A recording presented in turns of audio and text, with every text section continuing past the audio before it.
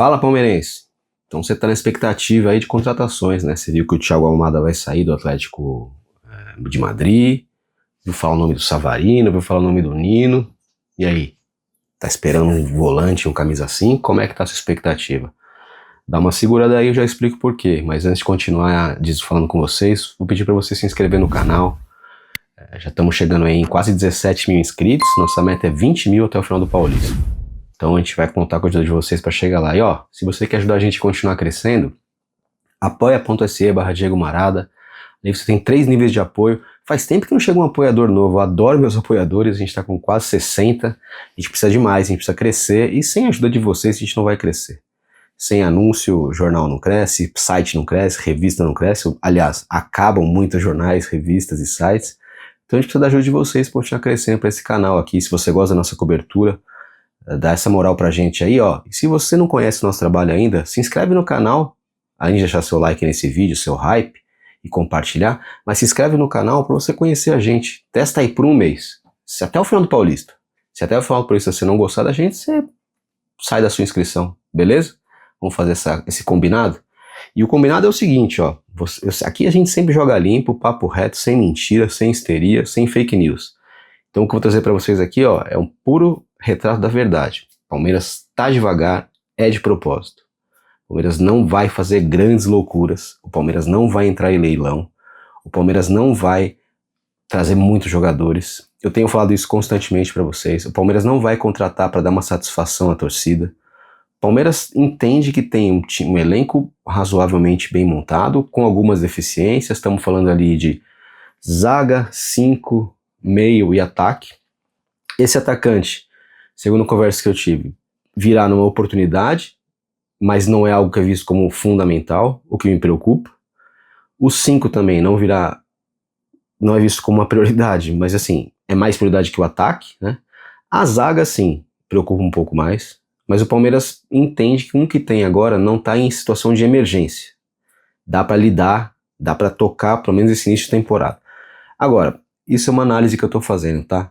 Conversando aqui, conversando ali, você nunca pega 100% do que a pessoa fala, nessas apurações de mercado, e traz como verdade. Você vai ali tentando tirar uma conclusão. A conclusão que eu estou chegando é que o Palmeiras vai esperar a próxima janela, por incrível que pareça. O Palmeiras entende que essa janela que acaba em março, mais ou menos junto com uma primeira parte do brasileiro, né, o primeiro quarto do brasileiro, tá um pouco esquisita, tá um pouco lenta para todo mundo, ninguém tá contratando, né? Tem o Danielzinho no São Paulo, tem agora o São Paulo atrás do Alisson, mas o São Paulo tá com um problema bem mais complicado do que seu time no campo, né? O clube tá numa situação ali complicadíssima, o presidente vai ter impeachment votado, enfim. Corinthians também, essa situação de SAF, tá todo mundo assim, o próprio Flamengo não trouxe ninguém, então tá todo mundo meio que pisando em ovos, indo devagar, ninguém tá trazendo ninguém, porque o mercado realmente tá num ritmo esquisito.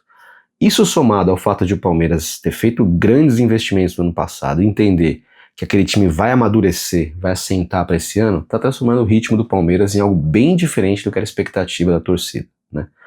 De um modo geral, mesmo quando o time é campeão, quando o time vai bem, a torcida espera contratações. Reforços são parte da cultura do nosso futebol, né?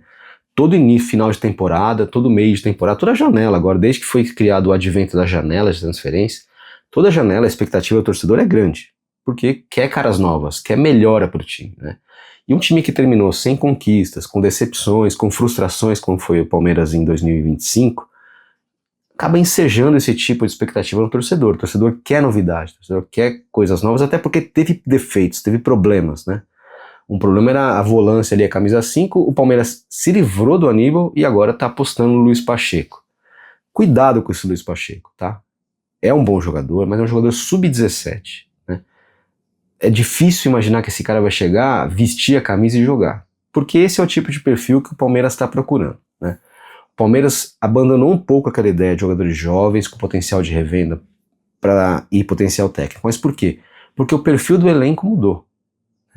Hoje o Palmeiras ele precisa de jogadores que se vão chegar para fazer diferença. É assim que a diretoria está pensando, é assim que a comissão técnica está pensando. Para ser jogadores, para somar ou para virar jogadores de futuro, não precisa, porque o Palmeiras trouxe atletas jovens, o Palmeiras tem a sua base. Então o Palmeiras está revendo um pouco esses conceitos, né? De todas as contratações que estão falando que o Palmeiras não vai, que o Palmeiras precisaria fazer, e agora com essa nova conclusão de puxar um pouco o ritmo, né, de diminuir um pouco o ritmo, o que eu fico mais assim pensando é na questão da zaga, porque eu acho que vai precisar de um zagueiro ali, uma questão matemática. Hoje o Benedetti passa a ser então uma opção, primeira opção. O Mikael já até vestiu a camisa do Inter Miami com o seu sorriso aberto de sempre, né, ou seja, nenhum. O Mikael já vestiu a camisa do Inter Miami, foi apresentado como jogador lá, companheiro do Messi, que legal pra ele, né? Vai ser companheiro do Messi, um cara que tem pouca rodagem no futebol, apesar de 25 anos, jogou muito pouco. E agora vai ser companheiro do Messi. Aí o Benedetti passa a ser opção, junto com o Fux ou com o Murilo, né? E para ficar ao lado do Gomes, o Gomes não vai perder lugar no time, né? Então é uma situação complicada. E na volância, hoje o nome é o Emi Martinez, que é um cara que não empolga ninguém, que a meu ver, inclusive, foi uma contratação que não deu certo. Eu acredito que, por exemplo, Kelvin e Jefté estejam à frente do Martinez no quesito podem vir a dar certo. O Martinez teve muitos jogos para mostrar, um jogador muito burocrático, de passes muito fáceis, nada inventivos, né? Não gosto. E você ouviu falar nome de Almada, você ouviu falar nome de Savarino, ouviu falar nome de Nino? Nada dessas negociações existe, tá? Isso aí, nada disso é concreto, no máximo uma conversa, um interesse. Conversei com uma fonte no clube ontem sobre o Almada e a resposta foi: eu gosto muito, eu e todo mundo. Ou seja, é um jogador que agrada geral, quem não quer o Almada? Agora a situação da Almada é aquela história, ele veio ao Botafogo só porque tinha um gancho para ele jogar na Europa, né? Porque o Textor, enfim, participação no Lyon, participação no Crystal Palace, hoje isso mudou, mas quando ele veio ao Botafogo, o John Textor já pensava numa ponte, né? Então por isso até que ele veio e jogou essa temporada no Botafogo, mas enfim, joga a favor do Palmeiras o quê? O cara quer ter minutos, também saindo em Copa do Mundo, ele é um jogador para jogar a Copa do Mundo, se ele não jogar, ele não vai ter chance, e o Atlético de Madrid já deixou claro que por lá ele não vai ter espaço, ele jogou muito pouco em Madrid. Isso acontece com muitos sul-americanos, né? Às vezes o que chega e não arrebenta dificilmente consegue espaço, vai tendo que ruminar muito para chegar em algum lugar, e a situação do Almada é essa.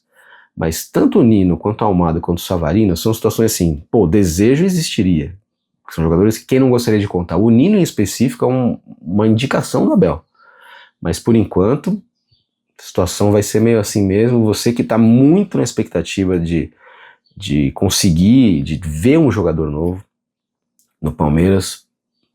O Marlon Freitas vai ser apresentado oficialmente, ele já participou de um jogo treino, ele vestiu a camisa 30, que era do Lucas Evangelista, que foi do Felipe Melo, e talvez ele fique com a 30 e o Lucas Evangelista mude de número. Eu acho que existe essa possibilidade, tá? Não apurei ainda, mas existe essa possibilidade dele vestir uma nova camisa. Acho que seria legal até o Lucas voltar a jogar com uma nova camisa. Quanto ao jogo de sábado, com o jogo contra a Portuguesa, que time vai jogar? Difícil saber.